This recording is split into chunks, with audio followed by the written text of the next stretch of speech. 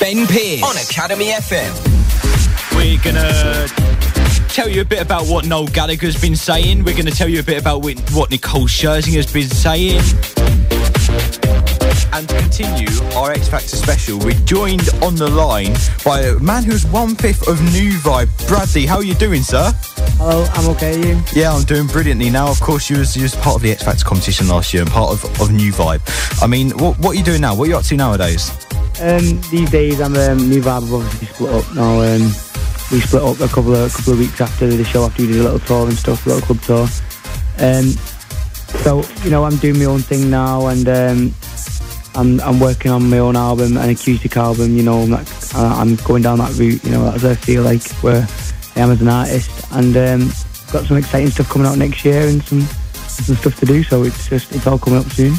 Brilliant. And of course, as part of New Vibe, and you was in that X Factor competition, of course, there's that whole thing, wasn't there, where Ashford left and bits and bobs which went on throughout the show. I mean, was splitting up always going to happen, or did it just come to that point? I think, you know, obviously, as you know, I was 16, I was young, and when I entered the X Factor, you know, I didn't really understand the industry as much. I just wanted to sing, really. You know, it's just one of them things. You just got on the X Factor, you know, it's a TV show, and I went on it, and I got as far as I got. And you know, maybe I was a bit too young to enter the competition at that time, and because now, you know, I've said to a few people, like, I feel more ready. I would have feel more ready now to do it because I've got better as an artist. But splitting up was sad because obviously I like the boys and stuff like that. But I think my heart was always being a solo artist, you know. So when Ashford left, you know, it was no shock that we were gonna split up, because I didn't think we were gonna be a group that was gonna stay together for years. And then, so. Yeah, right. So it was a possibility there. I mean, but on your own, do you feel more pressure being on your own as a solo artist, or do you feel less pressure? I think pressure. You know, I feel like I'm just learning the industry on my own, and you know, as the years go on, you know, I'm only 17. You know, I'm still young, and I'm just learning about the industry, and I can deal with pressure. You know, but you know, I think when you're in the industry, you know, a lot of pressure comes with it also. This is a little bit strange. I knew you was young. I didn't quite know you were 17, but I've basically just turned 18. It's the first time I've had a guest on who's younger than me. Oh, congratulations then. I feel a little bit old even at 18 right now. I'm 18 on the 26th of December, the day after Christmas. Oh, happy birthday for Boxing Day then. It's going to be a good Christmas for you, isn't it? Are you looking forward to Christmas? I am looking forward to Christmas, yeah. I mean, it's going to be quite busy because it's my mum's birthday, my dad's birthday, and his friend's birthday, so it's going to be quite busy. A busy time in the Johnson household then.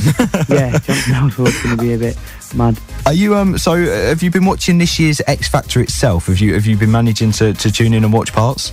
I have been watching it this year. You know, I have been watching quite a lot of it this year. I've missed the last week or so, but I know what's going on. You know, I hear about what's going on, and you know, I talk about it and stuff like that. So, well, if you're on Twitter, you can't really ignore it, can you? I mean, you look at your timeline; it's just X Factor done. I mean, from your experiences, I mean, obviously because you was in the competition, you went through the whole boot camp too, and then of course, to then you was in the competition, then of course, so you went out. I mean, how extraordinary is it when you know the making the final? Obviously, you know people who have made the final, but looking at that whole thing, at how they've done. I mean, Jermaine, Chris, and of course James.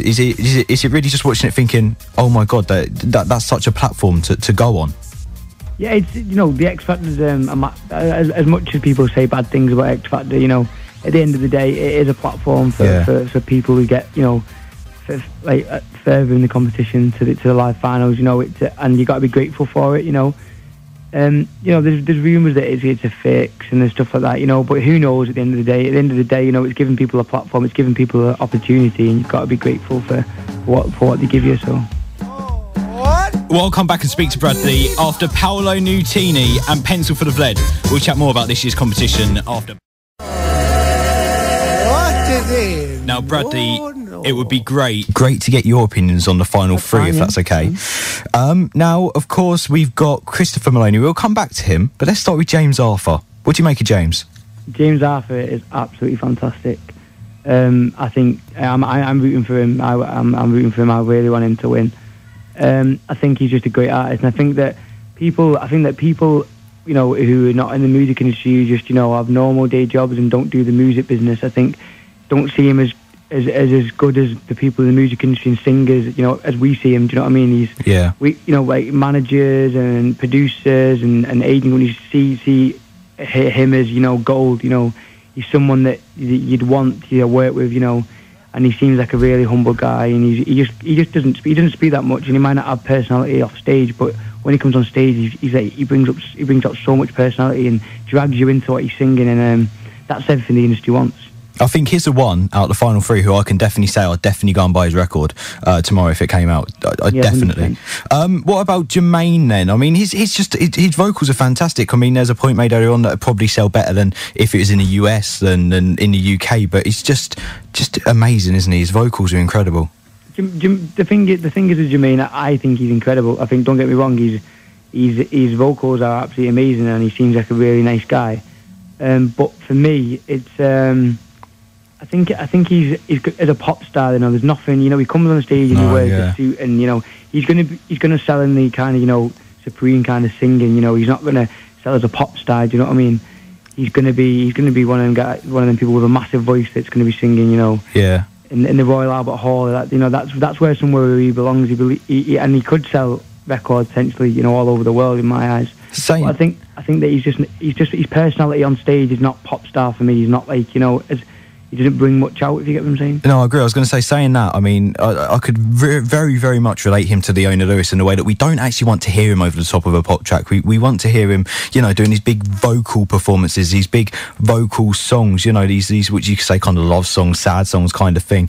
But would you want to hear Jermaine really, like, say, doing using a Rihanna beat to do a track? You wouldn't, would you? No, exactly. You wouldn't. You know, the thing is with them kind of voices as well, you know, he has got a unique voice, but then, you know, he's got like such a massive range. You know, sometimes when he's so high he can go, and every time you hear that him go so high, and every time he sings, you know, sometimes it can get a bit like, oh, we've heard that now, you know, what next? But we've coming back to James Arthur, you know, something like James Arthur goes on stage every week and he gets a song and he makes it his own every single week, which drags you in every single week to think, oh my God, this guy, you know, he's amazing, and that's what makes James Arthur a great artist. That's true. And now, of course, there is one more man in the competition, is in Gary's category, and he goes by the name of Christopher Maloney. Apparently a shock. I personally didn't find it a shock. I thought he was going to make the final.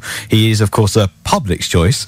What do you make of Christopher Maloney? You know what? At the end of the day, you know, I feel sorry for him slightly. You know, you know, this guy's just trying to do his thing. At the end of the day, whether he's singing for his nan or anyone, at the end of the day, you know, people die just to be in his place. Yeah. You know, and he's just doing his thing. He's just singing, and I wish him the best of luck. And you know, he's just trying his best in the day. There's not much more to say. You know, I'm not going to turn around and say he's a fantastic pop singer or he's a fantastic singer. You know, he is a good vocalist, but you know, he might not be what's now. But at the end of the day, he's just trying to be successful. And, you know, you've got to just take your hat off to him and just respect the fact that he's been successful. I think everyone's been a bit too harsh about him. You know, I wish the best of luck to him, and, you know, maybe, you know, if I can understand how people are annoyed because people like Ella have been knocked out and he's still in there, but at the end of the day, people are voting for him, and people weren't voting for Ella. But even though Ella is amazing, you know, people are voting for Chris Malone. There's nothing he can do. The fact that he's got through to the final, you know, he's just trying to do his thing, as I just said. So, you know, I've saw a few tweets from Louis from One Direction, you know, putting that to you. I thought it was a bit harsh to say something like that. You know what I mean? No, it's just a bit, you know, it must be hard for him, do you know what I mean? So, what do you think, looking towards the final? Can you predict in which order the final three will be? Who would be third, who would be second, who would be first? I'll tell you the final three in order. What would you say, who would you say third? So I'm going to go third place. I am going to go Jermaine. Right, who would you go second? Christopher Maloney. And you're going to go for James Arthur as the winner? I'm going to go for James Arthur as the winner, yeah. Bradley, it's been brilliant. As long as people back him. Hopefully they will, because if you look out the three, he is probably the one which can sell records tomorrow, so hopefully they will. Thank you very much, Bradley, for coming on the show. Hopefully we'll hear your new material soon and we'll be able to get you back on and have a chat about it and play it. Yeah, sure. Cheers, Bradley. Thank you very much. Bye-bye.